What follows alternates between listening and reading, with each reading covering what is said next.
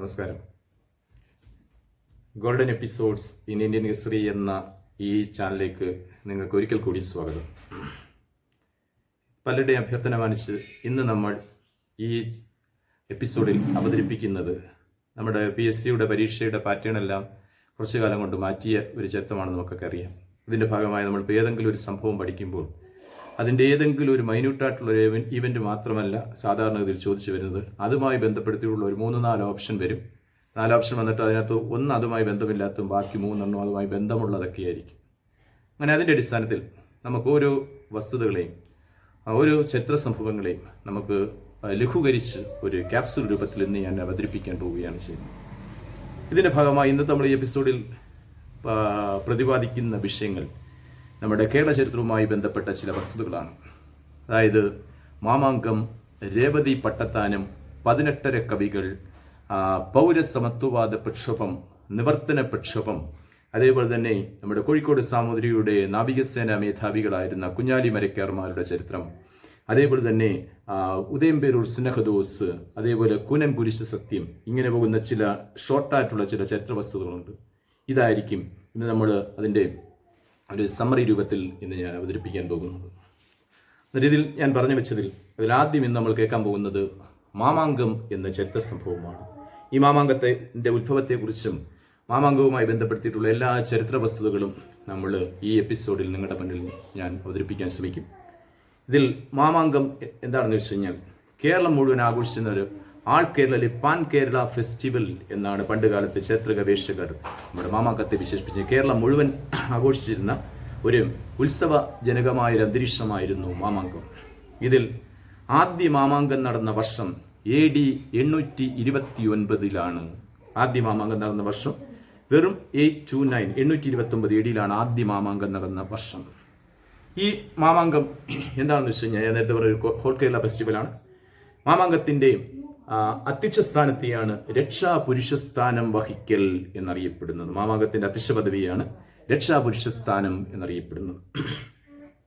ഈ മാമാങ്കം എവിടെയാണ് സാധാരണഗതിയിൽ നടന്നത് എന്ന് ചോദിച്ചു. മാമാങ്കം 12 വർഷത്തിലൊരിക്കൽ 28 ദിവസം ഭാരതപ്പുഴയുടെ തീരത്ത്, അല്ലെ നിളാ നദിയുടെ തീരത്ത് തിരുനാവായി മണപ്പുറത്തായിരുന്നു മാമാങ്കം അരങ്ങേറിയിരുന്നത് എന്ന് നിങ്ങൾക്ക് ഏറെക്കുറെ എല്ലാവർക്കും അറിയാം. മാമാങ്കം എല്ലാ വർഷവും ഇല്ല നമുക്ക് മനസ്സിലാക്കണം.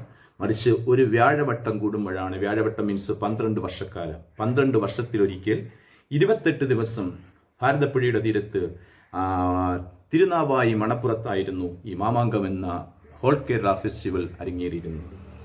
ഈ മാമാങ്കം എന്ന പേര് വരാനുള്ള കാരണം എന്താണെന്ന് വെച്ച് കഴിഞ്ഞാൽ ഈ സാധാരണ നമ്മുടെ മലയാള മാസം മകരമാസത്തിലെയും കുംഭമാസത്തിലെയും കറുത്ത വാവുകൾക്കിടയിൽ വരുന്ന 28 ദിവസമായിരുന്നു ഈ ഉത്സവം അരങ്ങേറിയിരുന്നത്. അതായത് നേരത്തെ പറഞ്ഞ 12 വർഷത്തിലൊരിക്കൽ 28 ദിവസമാണ് ഈ മാമാങ്കം അരങ്ങേറിയിരുന്നത്.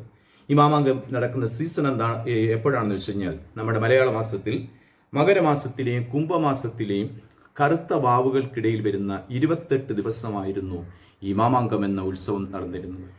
ഇതിനെങ്ങനെയാണ് മാമാങ്കം എന്ന പേരുണ്ടായതെന്ന് ചോദിച്ചു കഴിഞ്ഞാൽ ഈ മകരമാസത്തിലെയും കുംഭമാസത്തിലെയും കറുത്ത വാവുകൾക്കിടയിൽ വരുന്ന 28 ദിവസത്തിനുള്ളിൽ വരുന്ന മകം എന്ന നക്ഷത്രത്തിനായിരുന്നു ഈ ഉത്സവത്തിൻ്റെ ഏറ്റവും പ്രധാനപ്പെട്ട ദിനമെന്ന് പറയുന്നത് മകം നക്ഷത്രത്തിലായിരുന്നു. ഈ മകം നക്ഷത്രത്തിനാണ് അതിന് പ്രാമുഖ്യം നൽകുന്നതിൻ്റെ പേരിലാണ് അതിനെ ആദ്യകാലത്ത് മഹാമകം എന്നാണ് വിളിച്ചിരുന്നത്. മഹാമകം എന്നറിയപ്പെടും. നമ്മൾ ഉദാഹരണം പറഞ്ഞു കഴിഞ്ഞാൽ നമ്മുടെ കേരളത്തിലെ ക്ഷേത്രോത്സവങ്ങളിലേക്ക് പോയി കഴിഞ്ഞാൽ കേരളത്തിലെ മിക്ക പ്രശസ്തങ്ങളായ ക്ഷേത്രങ്ങളിലും ഏതെങ്കിലും ഒരു നാളിനെ ബേസ് ചെയ്തുകൊണ്ടായിരിക്കും ഉത്സവം നടക്കുന്നത്. പക്ഷേ ഇത് ചിലപ്പോൾ 10 ദിവസം നീണ്ടു പോകുന്നിടം കാണും, 7 ദിവസം നീണ്ടു നിൽക്കുന്നതാണ്. പക്ഷേ അവർ ഏത് ഉത്സവം എന്ന് പറഞ്ഞു കഴിഞ്ഞാൽ ചിലപ്പോൾ തിരുവാതിര എന്ന നക്ഷത്രത്തെ ആസ്പദമാക്കുകയാണെങ്കിൽ തിരുവാതിര ഉത്സവം എന്ന പേരിലായിരിക്കും അറിയപ്പെടുന്നത്. പക്ഷേ അത് ചിലപ്പം 7 ദിവസം പോകും, ചിലപ്പോൾ 15 ദിവസം പോകുന്ന ക്ഷേത്രങ്ങളിലൊക്കെ നമുക്ക് കാണാറുണ്ട്. ഇതേപോലെ 12 വർഷത്തിലൊരിക്കൽ 28 ദിവസം നമ്മുടെ ഭാരതപ്പുഴയുടെ തീരത്ത് തിരുനാവായി മണപ്പുറത്ത് അരങ്ങേറുന്ന കേരളം മുഴുവൻ ആഘോഷിച്ചിരുന്ന ഒരു ഉത്സവജനകമായ ഒരു അന്തരീക്ഷമായിരുന്നു മാമാങ്കം. ഈ മാമാങ്കത്തിന്റെ ഏറ്റവും പ്രശസ്തമായ ദിനം ഏതാണെന്ന് വെച്ച് കഴിഞ്ഞാൽ ഈ മകരമാസത്തിലെയും കുംഭമാസത്തിലെയും 28 കറുത്ത വാവുകൾക്കിടയിൽ വരുന്ന മകം എന്ന നക്ഷത്രത്തിനായിരുന്നു ഇത് ഏറ്റവും കൂടുതൽ പ്രാമുഖ്യം നൽകിയിരുന്നത്. അതുകൊണ്ടാണ് ഇതിനെ മഹാമകം എന്ന പേരിൽ അറിയപ്പെട്ടത്. ഈ മഹാമകം എന്ന വാക്ക് പറഞ്ഞ് കാലാന്തരത്തിൽ ഉച്ചാരണ വൈകല്യം വന്നാണ് മഹാമകം അത് മാമാങ്കമായി മാറിയതെന്നാണ് ചരിത്ര ഗവേഷകർ അഭിപ്രായപ്പെടുന്നത്. ഈ മാമാങ്കത്തിൻ്റെ അധ്യക്ഷ സ്ഥാനം വഹിക്കുക എന്ന് വെച്ചാൽ അന്ന് നമ്മുടെ കേരളത്തിൽ ഏതൊരു രാജാവിൻ്റെയും അവരുടെ പ്രൗഢിയുടെ തന്നെ മുഖമുദ്രയായിരുന്നു മാമാങ്കത്തിൻ്റെ രക്ഷാപുരുഷ സ്ഥാനം വഹിക്കൽ.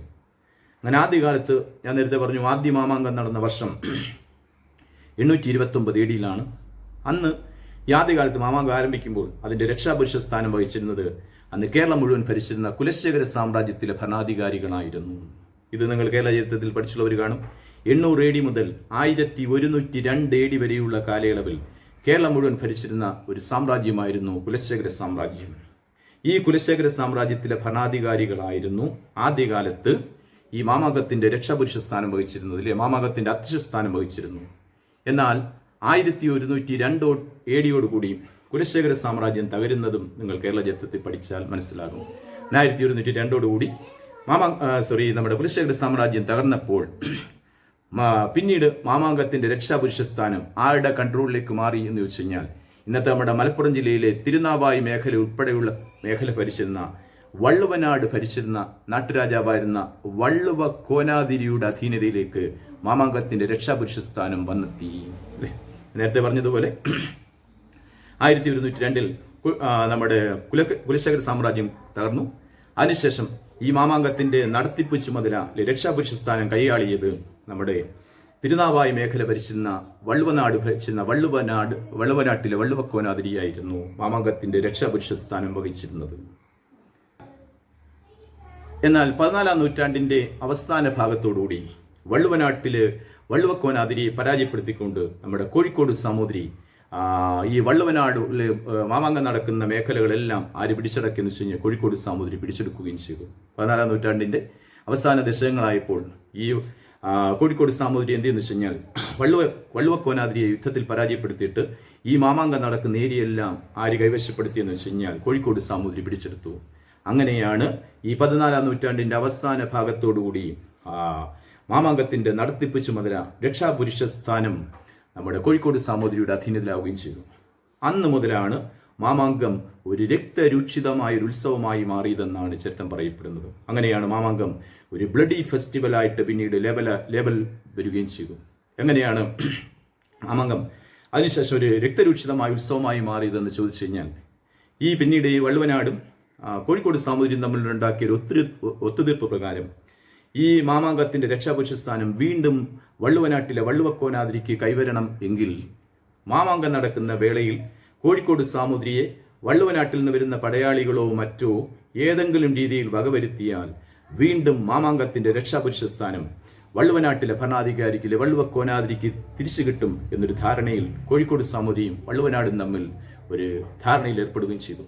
അങ്ങനെയാണ് മാമാങ്കം നടക്കുന്ന ഓരോ വേളയിലും ഈ കോഴിക്കോട് സാമൂതിരിയെ വകവരുത്താനായിട്ട് വള്ളുവനാട്ടിൽ നിന്ന് ചാവേറുകൾ വരും എന്നൊക്കെ നമ്മൾ ചരിത്രകഥകൾ വായിച്ചുണ്ടാകും. അങ്ങനെയാണ് ഈ ചാവേറുകളെ വരുമെന്നുള്ളത് എല്ലാവർക്കും അറിയാം. അങ്ങനെയാണ് കോഴിക്കോട് സാമൂതിരിയെ വകവരുത്താതിരിക്കാൻ വേണ്ടി കോഴിക്കോട് സാമൂതിരിയുടെ അടുത്ത് ഈ വള്ളുവനാട്ടിലെ സൂയിസൈഡ് സ്ക്വാഡ് എത്താതിരിക്കാൻ വേണ്ടി കോഴിക്കോട് സാമൂതിരിയുടെ ചുറ്റുമായിട്ട് പല വലയങ്ങളിലായിട്ട് കോഴിക്കോട് സാമൂതിരിയുടെ അംഗരക്ഷകർ നിലയുറപ്പിക്കുകയും ചെയ്യും.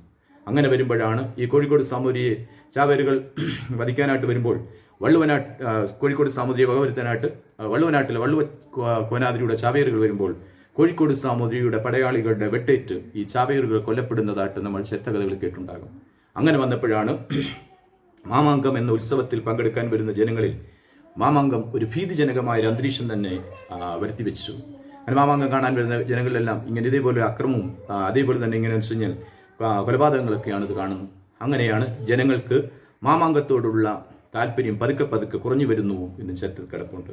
അതിൻ്റെ അടിസ്ഥാനത്തിൽ പിന്നീട് മാമാങ്കത്തിനോടുള്ള താല്പര്യം ജനങ്ങളിൽ കുറഞ്ഞതിൻ്റെ അടിസ്ഥാനത്തിൽ അവസാന മാമാങ്കം നടന്ന വർഷമായിട്ട് ചരിത്രം രേഖപ്പെടുത്തിയിരിക്കുന്നത് 1755 മാമാങ്കമാണ്. 1755 അവസാനത്തെ മാമാങ്കം 1755 ആദ്യ മാമാങ്കം തുടങ്ങിയത് എന്നാണ് ഞാൻ നേരത്തെ പറഞ്ഞു 829 AD അവസാനത്തെ മാമാങ്കം 1755 എന്നാൽ ചിലപ്പോൾ ചില ചരിത്ര ഗവേഷകർ ഒരു തർക്കം ഉന്നയിക്കാറുണ്ട്.